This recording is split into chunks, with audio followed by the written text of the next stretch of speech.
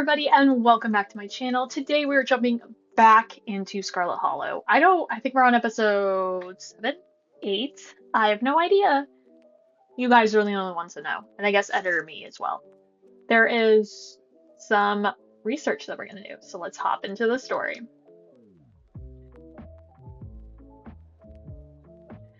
Forced into retirement at the age of 50 due to the war injury from his time in the Indian Wars, exacerbated by his short stint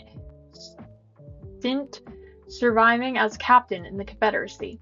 Styles Scarlett also lost his eldest two sons in the bloodiest wars, leaving his third eldest son, Andrew Jackson Scarlett, to take charge of the mine.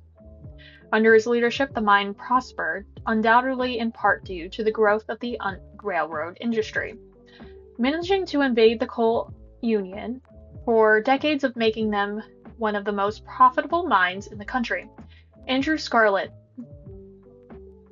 built the surrounding town into what it is today, with expensive stone buildings, a bustling main street, and oversee it all. The elegant Scarlett Estate was built until 1895, the largest and finest feat of architecture in the region.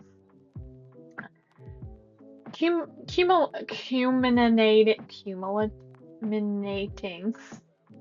in the tragic collapse of 1918, it was found that Charles Saw, the co-manager of the mine, had loosened security measures to increase production during World War I, resulting in the fatal collapse and the death of over 160 men and boys, some as young as 10.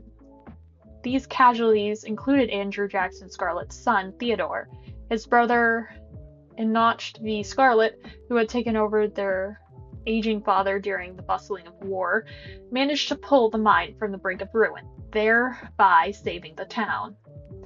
So, this is how your family made its fortune. Okay. Silas Everett Scarlett was born to Colonel Everett J. Scarlett in 1818. One of the 12 siblings, he grew up in the eastern North Carolina during the tumultuous time in the state's history. As much it's known about his life before he joined the army in 1836. He quickly rose through the ranks, as part due to his father's connections, but also due as a particular ruthlessness for which he received the nickname Bloody Silas Scarlett. The federal government granted the now Captain Silas a tract of bounty land in exchange for his service in the Indian War. He was settled into the hills of North Carolina in 1841. The land would become Scarlett Hollow. But it started as a simple log cabin built by Silas's own two hands, occupied by his family of 10. Silas, his wife Mary, Joseph Scarlett, and their 8 children. Logging business brought many workers and fellow landowners to the hills, but this wasn't until Silas discovered a rich seam of coal running underneath the entire region that Scarlett Hollow really put on the map. He saved what he could and bought the surrounding hillside for a great discount, cleverly hiding what he knew about the land and its true value. Thus, he had all the resources to found Scarlett Hollow's now famous coal mine. You're finished with this one. Okay. Folk monsters. A few entries catch your eye. The Wumpus Cat. The Tommyknocker, cave-dwelling creature permanently causing mischief. A Tamipo, a small creature with a long tail. Okay, we'll try this one. The Tommyknockers originated in the Cornish mythology, spreading in the United States when the Cornish immigrants began working in the Appalachian mines. They are named for the knocking that can be heard and seemingly within the walls before a cave-in. According to some, the knocking serves as a benevolent warning. Others believe that is that creatures take stolen hammers to the supports of mines and collapse them to whoever unfortunate enough to still be inside. They are traditionally thought to be impish, leprechaun-like beings, but some claim that they're spirits of dead miners, forever cursed to haunt their final resting place. Okay, so we'll just go through all of them. Often linked with the Cherokee legend, Some cite that the Wampus cat as originally from the story of a woman who sought vengeance against the monstrous cat demon for driving her husband mad.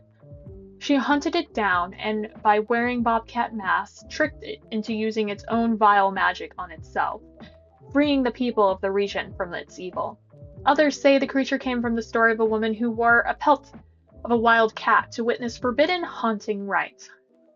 Hunters of her village gathered to perform the rite, and she watched in secret from underneath the cat's pelt, but it was soon discovered. For her indiscretion, she was fused with the pelt and transformed into a creature that was neither human or cat, forced to wander the wilderness alone, feared by all. Her calls are those of great sadness, serve as a warning to anyone who dares go against tradition. Okay, and then Lukrembo. There was hunters who lived in the tiny cabin in the middle of the woods, along with their hunting dog. One night, after a particularly bad week of hunting, both their stomachs empty and their hunter spied something out of the corner of his eye. Small creature had gotten into the cabin through a hole.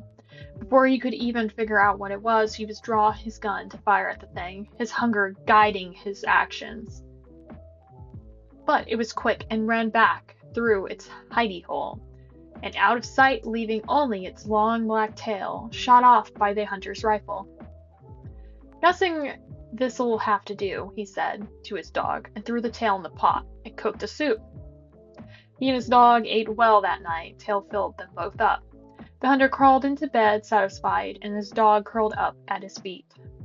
He woke up to the second of long nails scrabbling across the floor. His dog was nowhere in sight, only rumpled spot on his covers where he had been, and in the gloom he saw two big yellow eyes staring right at him.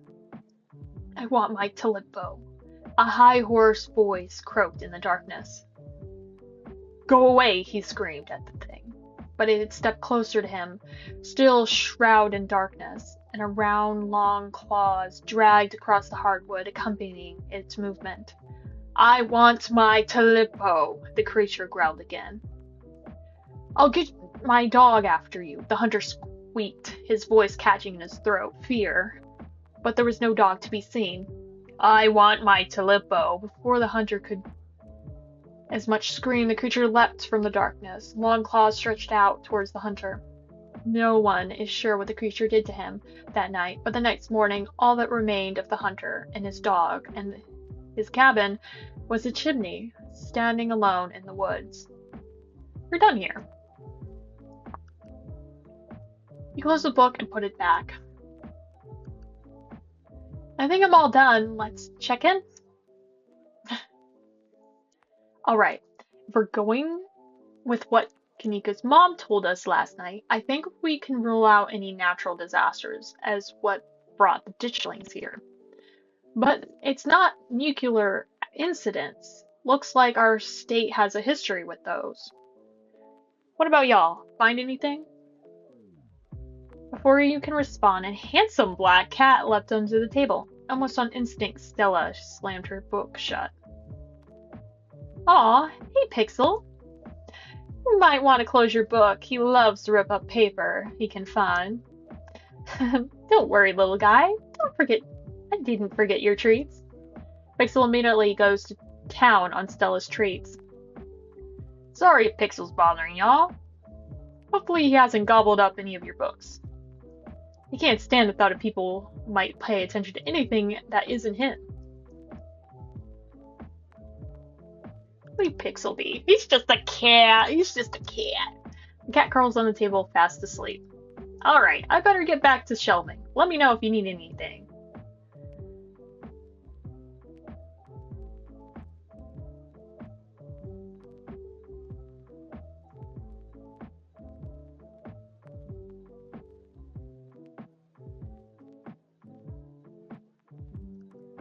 So, what were you saying about nuclear incidents? You were talking about the Goldsboro thing, right? Yeah, apparently in 60s, the B-52 carrying a live warhead broke up midair and it dropped a couple bombs. Fascinating bit of history there. The first of two bombs landed upright after its parachute got caught in a tree. Thankfully, it didn't go off. And at the time, the government claimed that the bomb was unarmed, and later came out that the only thing preventing detonation was a single electrical switch, which failed to trigger on the descent. And 60 years later, the second bomb still hasn't been recovered. Right, it's conventional explosive disintegrated in midair, but most of the nuclear material was made of unrecoverable by flooding. If I remember correctly, they just buried it and sealed it up.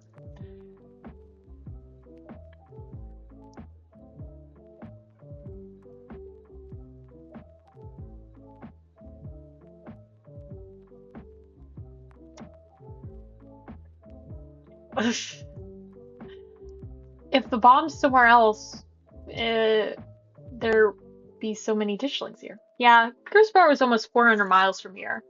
Not that we should be looking too hard at the disaster angle. Whatever those creatures are, they're biological. Look, you ever know what rash radiation? We actually know quite a bit. It just melts you. It doesn't make monsters, and 60 years old bomb isn't going to explode on its own hundreds of miles away to kill us here. You never know, it could always be the whole underground society of bomb-worshipping mutants that waiting to blow it up. I've missed this.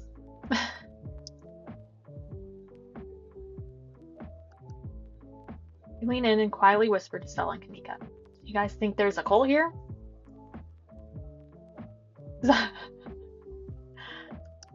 Like the ditchlings were summoned? Seems unlikely. So what about the coal mines here? Kamika visibly shudders. I get cold sweats thinking about being in that place like that. I feel for guys who have to work there. I could never. Speak for yourself. I love the crevices. Okay, girl. So, what happened after the mine collapse? The book kind of glossed over it. There was a union for quite a bit. It doesn't last. There's not a lot written about the past century. Yeah, Scarlett Hollow Mines isn't exactly the most ethically run business. Good to know. I'm sure Tabby runs the mines better than Charles Shaw did. Still hasn't let the union in though. There's a reason she and I don't talk.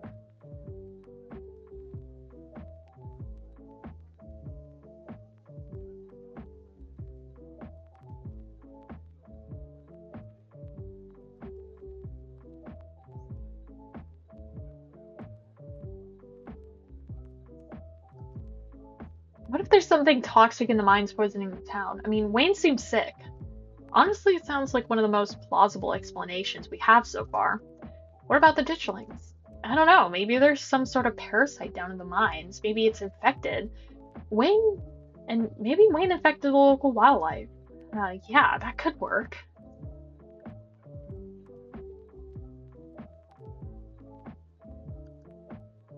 So, Appalachian folk monsters? You think ditchlings are like Tommyknockers, the whole warning thing? Good thought, but Tommyknockers live in the mines, and like their whole thing. Let's write it down though. Tommyknockers are literally just the sound that happens in a bunch of rocks and wood are about to collapse. Are they, or are they sounds of mysterious creatures pounding on the rocks, the support beams with hammers to cause collapse? There's simply no way to know.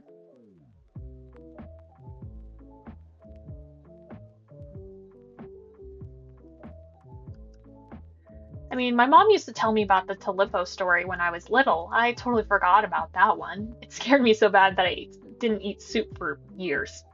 Thought the monster might try to dig it out of my stomach if I did. I love that one.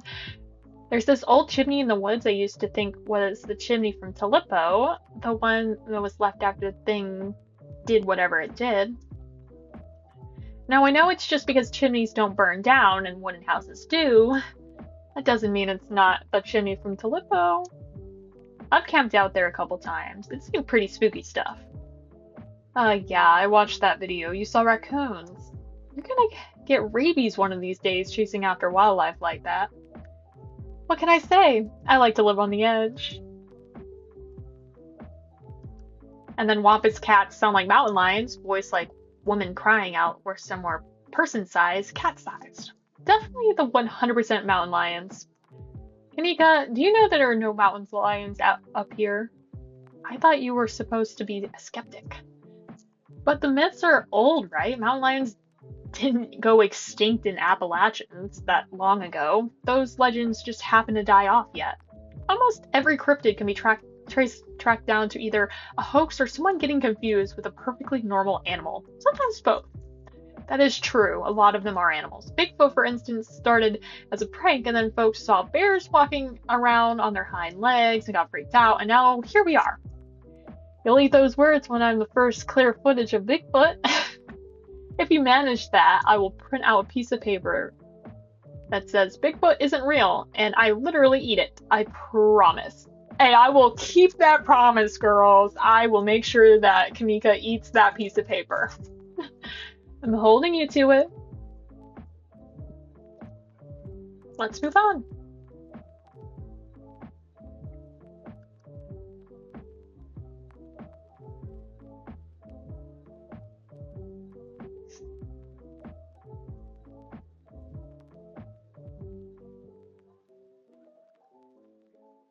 Different time, but who knows what future generations will think about us.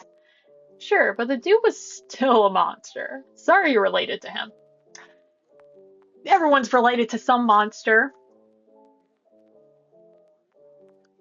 Do you think the Ditchlings are here for retribution?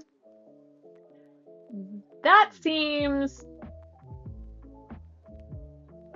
Assuming Kanika's mom was right, they're here as an omen, not because they're gonna do something to themselves. I don't think we know how to feel about the matter.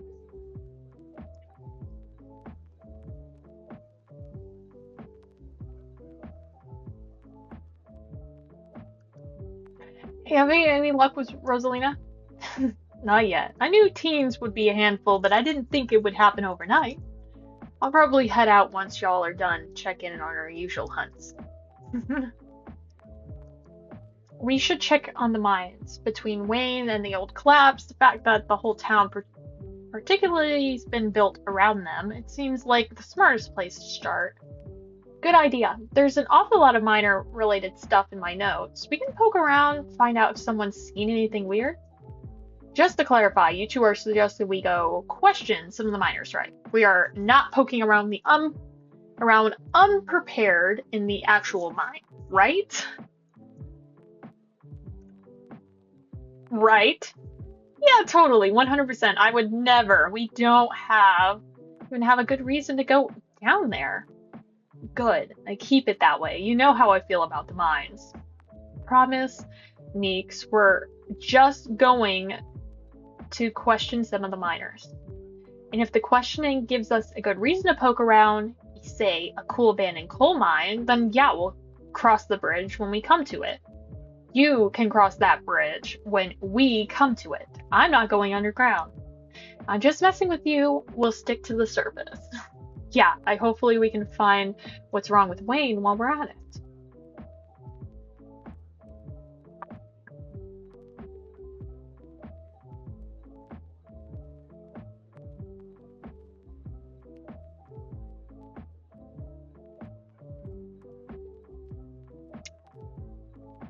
I hate to say it, but maybe Tabitha could help out.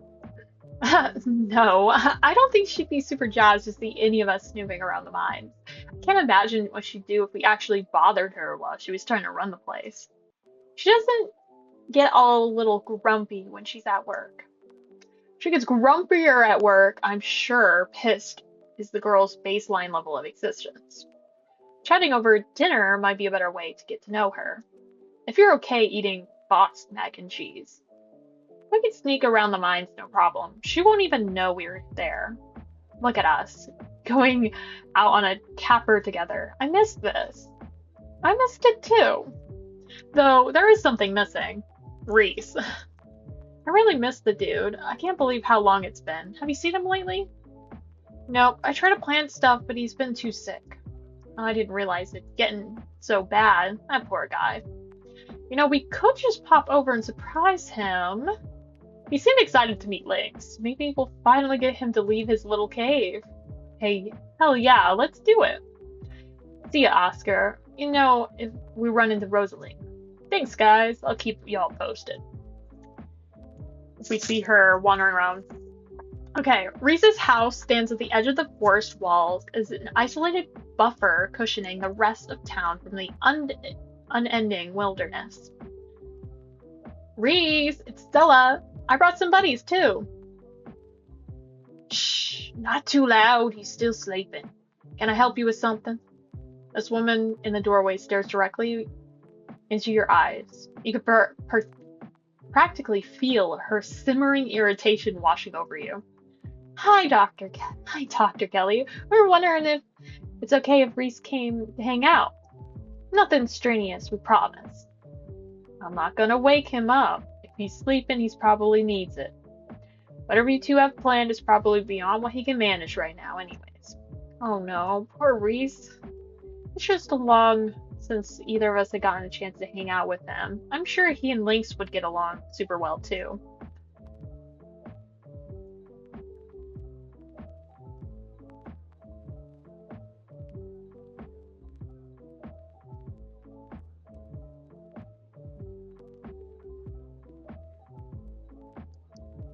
I mean, Stella's right. We were just gonna go on a light walk. I heard such great things about your son. I only in town for a few more days. It'd be a shame if I didn't get the chance to meet him.